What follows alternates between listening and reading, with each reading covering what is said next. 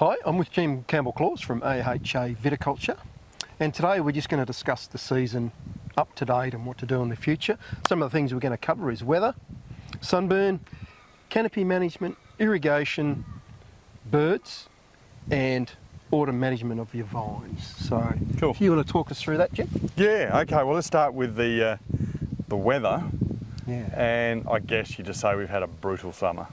I think, last time we caught up, it was late spring, I think might have been early summer, and we'd already had a warm, dry start, and that has just continued. We've had strong easterly winds, we've had extreme temperatures, and we just had consistently hot weather. And yeah, it's just been a very, very different season in the southwest, unprecedented really. Hopefully not a sign of things to come, but it's taught us a few lessons on how to try and manage vineyards in hot conditions. So, we've got maximums that are a couple of degrees hotter than normal. Yep. We've got minimums that are hotter than normal. We've had 1 or 2 mil in December, then January, then February, so, basically nothing. But I think what's been different this year is, these troughs on the west coast have just sat there and they just keep coming. Mm-hmm. And we don't have, often you have a hot spell and then you have a bit of cool weather and, everything sort of refreshes and catches up. But this year, it's just been heat, maybe a day of mid-30s, cool you down. And vines have struggled to sort of recover. We've seen crops, budburst was early, phenological development was early, and now, things are getting ripe quickly. Yep. In Margaret River here, I think pretty well most people have just about finished whites, and it's middle of February. Normally we're just about ready to start. So it's been tough. But interesting, the whites, on the whole, have been pretty good. We've got some reasonable yields, maintained a bit of freshness where we can, and I think most people will be pretty happy with whites. There was a little bit of sunburn, we'll talk about that in a minute, but the reds are coming on quickly, and they're looking okay. They're getting sugars but not ripeness. It's going to be hard to hang them out there because they're just shriveling, and the vines are starting to slow down and turn off in some sites. So we're going to be starting reds, or people have started reds, and it looks like that's going to go through pretty quickly. I did hear on the ABC weather that there is a cool change, a real cool change coming later next week. So everyone is going to, and the vines are going to sort of breathe a sigh of relief. But it's sort of unprecedented. We're basically growing grapes in a warm climate environment. Yep, totally. And we're used to cool climate. So yeah, it's a bit of a rude shock, and I think the important thing from this season is to learn and to work out how to manage your vines, to protect them, to protect the fruit, to get the best sort of quality. Because often when you have a hot year, we have a series of hot years. I mean, at the beginning, early on, I think I said we're going to have a cool season. Well, definitely not. But we should all learn from this season. Yeah. Yep. Cool. Good. So the conditions are where the brought us. So sunburn was one issue. Yep. Yep. You want to talk a little bit about that? What you've seen? Yeah, it's interesting. Often when you have a warm start to the season, vines get conditioned and you don't get much sunburn. But it was about 3 weeks ago. It was a late January on the weekend. We had a series of 40-degree days, and we saw a lot of sunburn where we don't expect to see sunburn. We had sunburn all the way down the coast. Interestingly, we had more sunburn sort of slightly inland. Stuff on the coast was okay, but even right down south. So stuff on the coast, drier sites, and we particularly saw sunburn on north-south running rows on the hot afternoon side. Yeah, I mean anything exposed basically. Yeah, and interestingly, Savvy Blanc was still hanging then. So we saw a lot of damage on Savvy, we saw a lot of damage on Shiraz particularly, and then just depending on the exposure and the conditions and the soil moisture conditions, yeah, there was sunburn across the board. But some sites, particularly stuff running east-west, saw much less. Sprawl canopies, we saw a lot less. More shady. Yeah, more shady. I mean, we're all used to opening up canopies and getting the sun in there to try and, you know, get nice uniform colour and build the anthocyanins and stuff like that. But that comes with that learning and understanding the season and when not to do that. No, exactly. So I think the message for us on that is often when a season starts, if it starts warm, it generally stays warm. Yeah. So, and we have started to sort of manage canopies a little bit differently.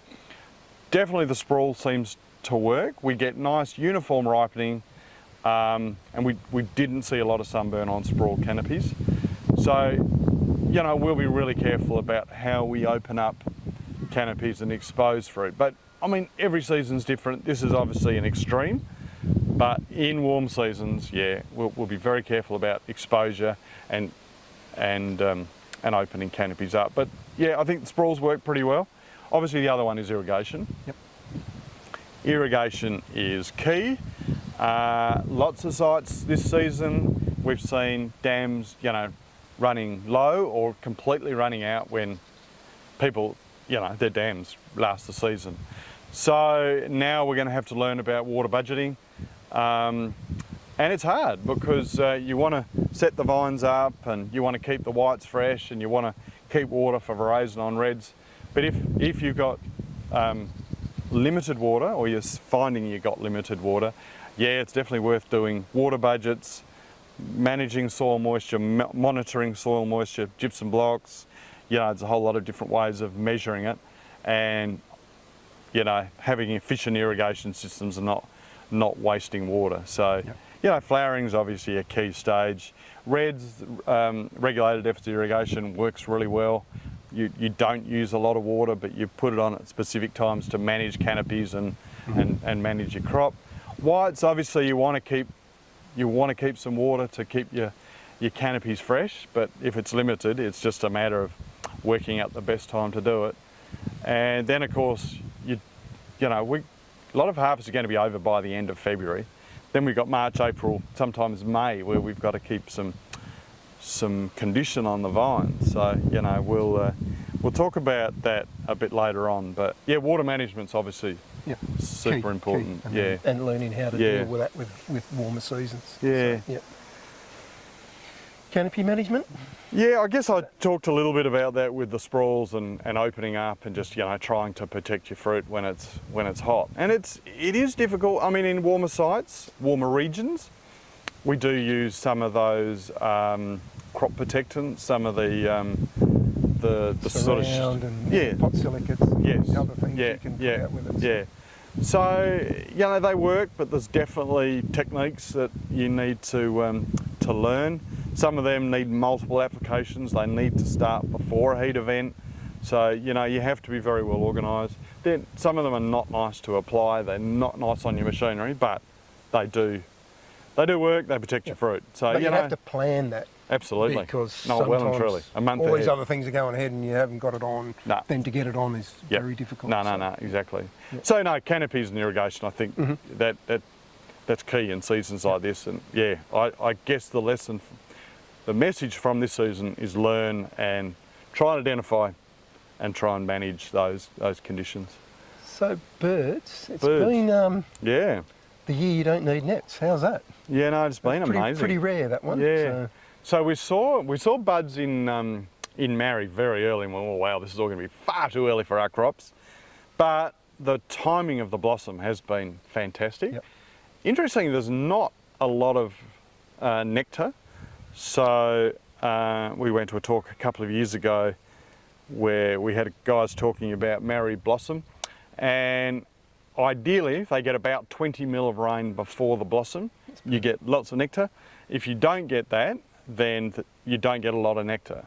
So there's not a lot of nectar, but we haven't had any rain. So the nectar that's there has lasted a long time. So it's got us through whites. It's looked very spectacular too. Oh, You drive down some roads. Unbelievable. Yeah, but if you remember back to last year, you know, you could not find a flowering marri tree. Anyway, as I said, it looks like there's a bit of cool weather later next week. So a rain event will change that dynamic and very quickly. Come overnight. And they will. I mean, the poor old birds have probably been smashed with this heat as well, but they'll be hungry if the blossom does get washed off. So I know people are hanging off and say, oh, I'm not going to net the reds. Some reds will be done even before next week, but yeah, I would be very wary. I would be looking at the weather and getting ready to protect your reds if you think they're a week or two away from harvest. So well, I think there might be winery backlogs because they're not going to be able to deal with everything. No, exactly. So the fermenter space is going to be pretty tightly stretched. No. I think you're absolutely right. So there will be issues like that happening. So yeah, we've been very lucky, and the bird pressure has been low, but that could change overnight if we get some rain. If we don't, I think we've got a few weeks, but you can see blossom starting to drop off. Yeah, it might get us through. Never know. If it does cool off, that gives the winery scope and room to leave stuff out. Yeah, no, absolutely. So, but if it stays hot, then they're under pressure to get it off, keep it fresh. Yeah. So we've got at least a week of this heat. Yep. And then it'll be interesting to see what happens. I mean, we're into the end of Feb then. Yep. So yeah, we could start to see a bit of a change, but I'll tell you afterwards. And exactly. Not before. Yeah, it's a bit tough. Yeah. So okay, so everything's picked. What are we doing to look after our vines? Because we need to keep these guys in as good shape for as long as possible. No, absolutely. In a year like this. Yeah. So, So it's interesting. Water's obviously the key. Yep. And I think what we've seen this year is sites with deep soils with good water holding capacity. Vines are in reasonable nick, but those beautiful viticulture soils, those gravelly soils with, you know, limited moisture conditions, some of the vines in those blocks are looking very tired. Yep. And I think you notice around the place there's a lot of autumn colour on deciduous trees. Yep. And I think that's, you know, probably as much moisture as heat stress. Yep. So there's vines that look like that as well. Your buds for next year are sitting there, so we have to protect them. And water's the key. Yep. Keeping a bit of water, keeping a bit of moisture up to your vines if possible.